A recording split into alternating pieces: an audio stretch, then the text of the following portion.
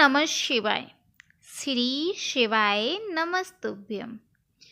हिंदू धर्म में प्रदोष व्रत का बड़ा महत्व बताया गया है।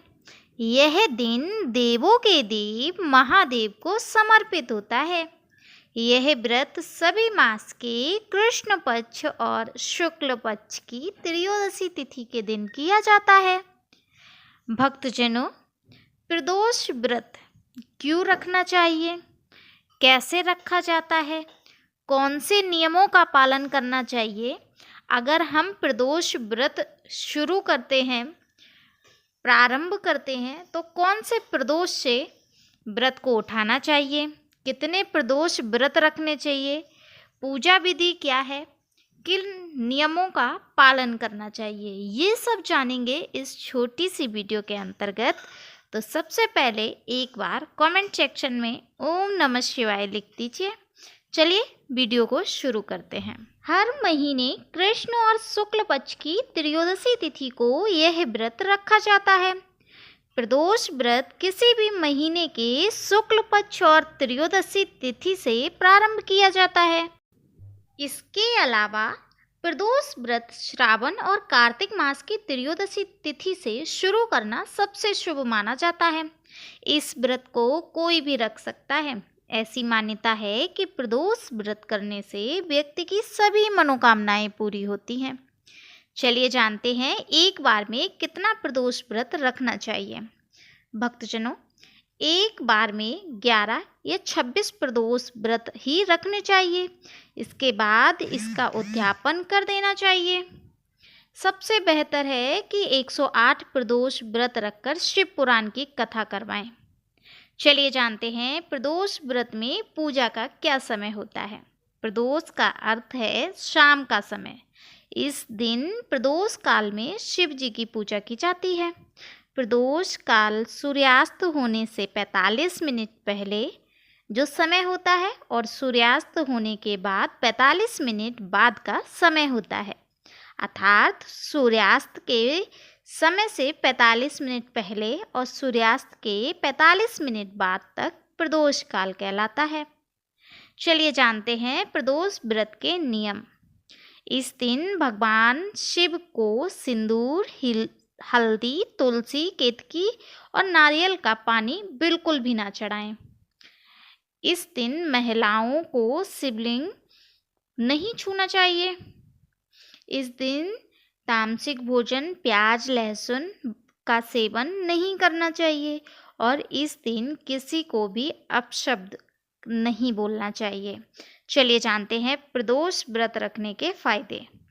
प्रदोष व्रत करने से मनुष्य के सभी पाप धुल जाते हैं और उन्हें शिव धाम की प्राप्ति होती है। संतान प्राप्ति और संतान की सफलता के लिए ये व्रत बहुत प्रभावशाली है।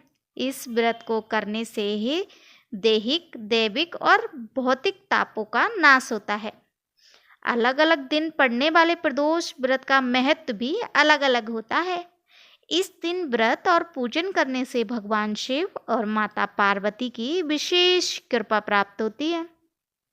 साथ ही व्यक्ति के जीवन में खुशियां आती हैं। चलिए जानते हैं प्रदोष व्रत में किस सामग्री की हमें आवश्यकता होती है।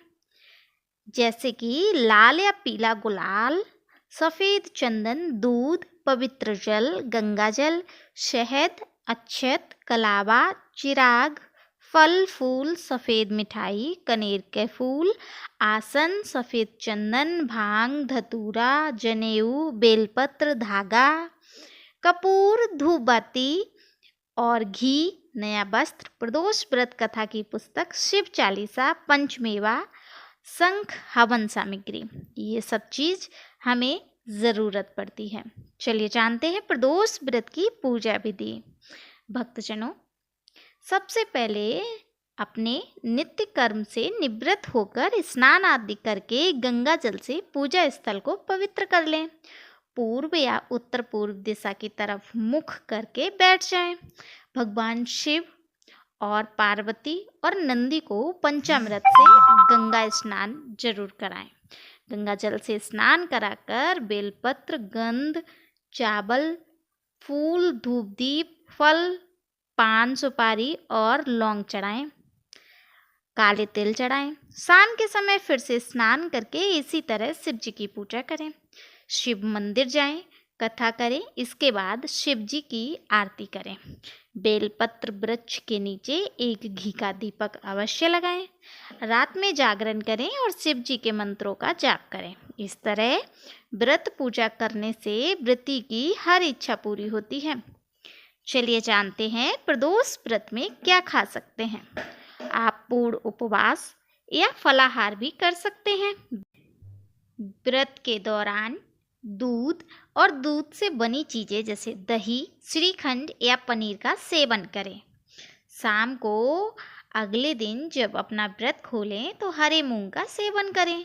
इसके अलावा आप व्रत के दौरान मावा बर्फी, आलू का हलवा, समा, चावल की खीर, नारियल की बर्फी, आलू का पापड़, केले के चिप्स, अरबी की सूखी सब्जी, लौकी की सब्जी, सिंगाड़े के आटे के पराठे, साबूदाना का सेवन कर सकते हैं। प्रदोष व्रत में लाल मिर्च, अन्न, चावल और सादा नमक नहीं खाना चाहिए।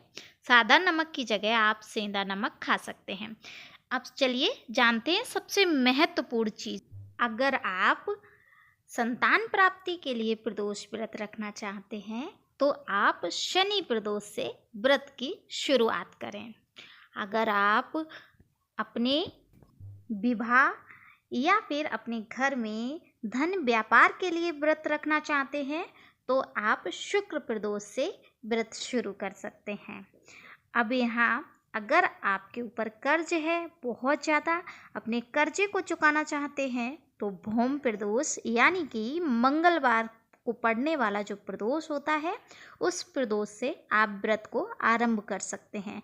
इस प्रकार दी गई जानकारी आपके लिए विशेष और महत्वपूर्ण होगी तो कमेंट सेक्शन में ओम नमः शिवाय अवश्य लिखें। मिलते हैं किसी विशेष जानकारी के साथ।